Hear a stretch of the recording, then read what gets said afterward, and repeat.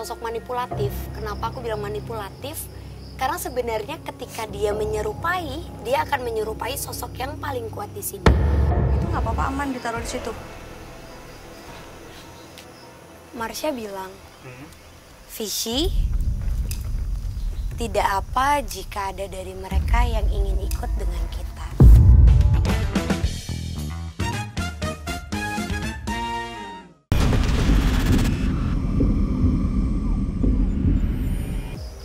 Kalau kamu mau komunikasi,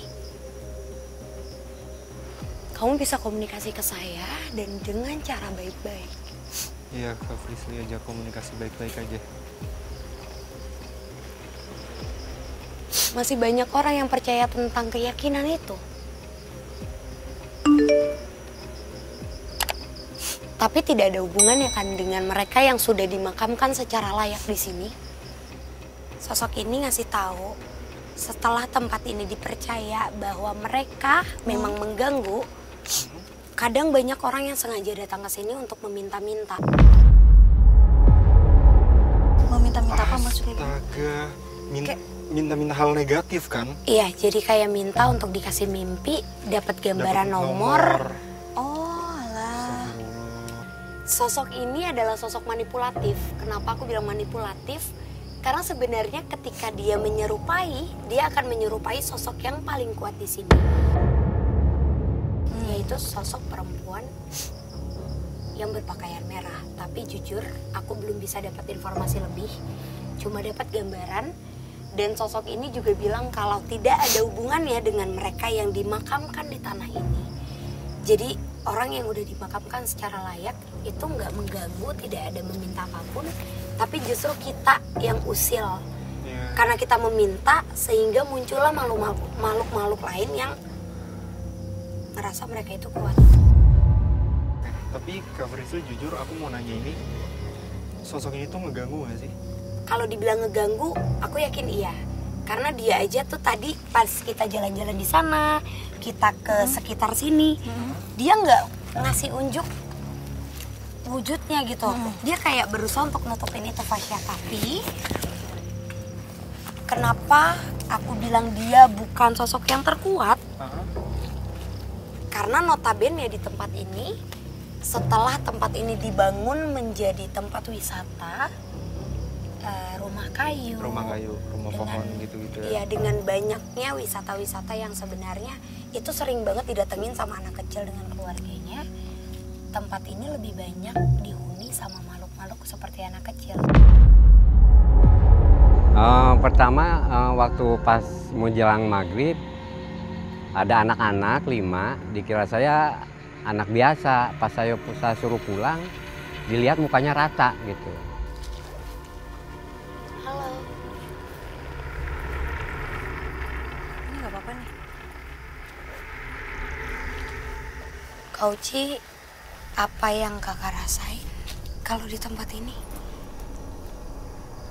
Sebenarnya nggak sepanas tadi sih. Tapi aku dengar suara kayak gitu ya. Dengar nggak sih? Kamu dengar nggak? Kenapa? Tapi di danau. Ya, itu biar Ada suara di danau ya barusan ya? gak apa-apa, itu biar bagian nanti aja. Tapi kalau dilihat itu, lihat deh, kelihatan nggak air danaunya? Ada sesuatu yang keluar gitu. Iya, kayak Ada gerak gitu ya. gerakan, Kayak gerak gitu ya. Fasya, Ya. di belakang kamu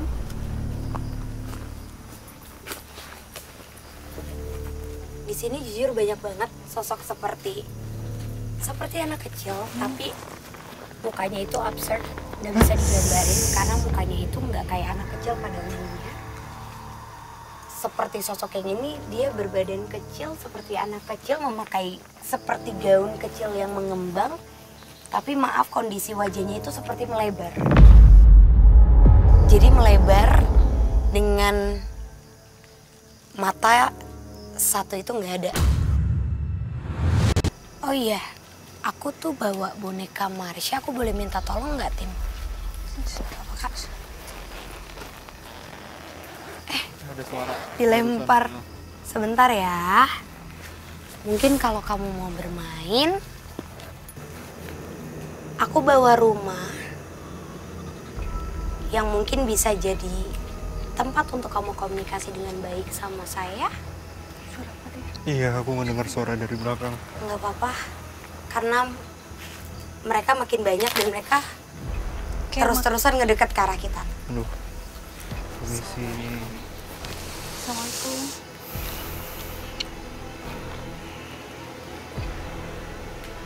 Resi, itu nggak apa-apa, aman ditaruh di situ. Marsha bilang, Fishy, tidak apa jika ada dari mereka yang ingin ikut dengan kita. Karena gangguannya pada semasa tempat ini masih aktif, banyak banget anak-anak kecil yang sedang bermain dibuat seperti seolah-olah kecelakaan. Jadi ada yang berdiri belum selesai naik dari tangganya tapi jatuh sampai akhirnya mengalami luka di bagian kepala. Ada yang lagi lari-larian kayak disenggol sampai akhirnya luka di bagian lutut. Dan itu ulah sosok anak-anak kecil ini, Kak Frisly. Iya, dan yang paling kuat sosok ini sih, Fasya. Yang sekarang dia perlahan seperti menarik pelan-pelan dan mencoba untuk memegang boneka ini. Ada berapa banyak itu? Kenapa kakak nanya kayak gitu? Kakak ngelihat bayangan di belakang situ? Iya. Lihat. Boleh dikasih tahu kak ke kita bayangan seperti apa yang kakak lihat? Sebenarnya tadi awalnya di sana tuh, di ujung sana tuh. Lorong itu? Iya, di lorong itu. Terus tiba-tiba dia ada di sini. Ngedekat? Dia bilang dia mau ikut ke sini tapi harus jemput salah satu temannya yang di sana. Di mana tuh, Frisly? Kayaknya tadi kalian ngedenger berisiknya di arah mana? Dari situ. Sebelah sini. Aduh, bismillah ya Allah. Hati-hati, Kak Frisly. Nggak apa-apa nih, Frisly.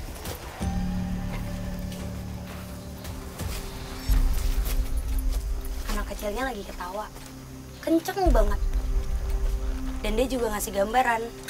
Dulu tuh banyak banget anak kecil yang kalau sama keluarganya itu disuapin.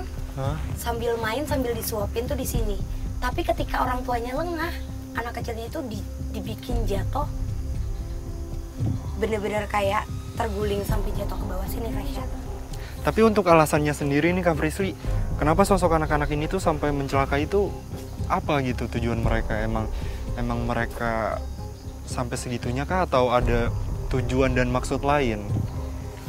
Tujuannya karena sebenarnya gimana pun itu sebelum tempat ini dibangun menjadi tempat wisata, udah penuh sama mereka. Karena sebenarnya danau yang di depan itu kan adalah danau buatan yang diperluas lagi. Dan itu juga mendatangkan keberadaan mereka. Jadi kalau dibilang tempat ini dibuang atau tempat pembuangan jin, itu emang benar, Fasya. Itu emang benar.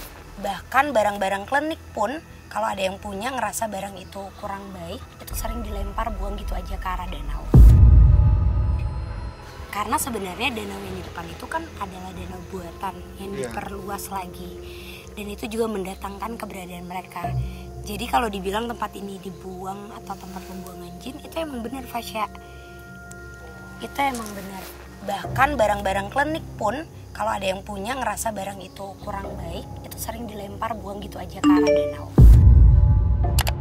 Pembahasan kita selalu ke arah danau dan jujur di sini ngerasa panas banget gak? Sekarang panas banget. Panas banget? Panas banget. Karena anak kecilnya semua pada kumpul dan deket sama boneka yang Bisa di kali ini aku bawa. apa? Bisa komunikasi nggak sih, Frisly? Mereka tuh kayak makhluk yang innocent, yang gak ada niatan apa-apa, hanya ingin bermain.